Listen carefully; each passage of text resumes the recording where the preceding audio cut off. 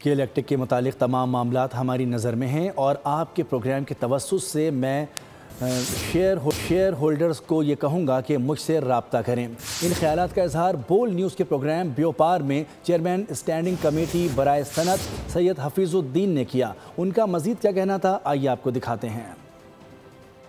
Stake holders हैं, खासतौर पे मेजर जो शेयर होल्डर्स हैं, आपके ज़रिए से उनको पैगाम देना चाहता हूँ कि मुझसे राब्ते में आए। मैं इस सारे इशू को क्योंकि इंडस्ट्री में उनके 3-4 और ऑलरेडी इश्यूज को टेकअप किया हुआ है मैंने। इसी किस्म के और भी बहुत से इश्यूज हैं जो पेंडिंग हैं।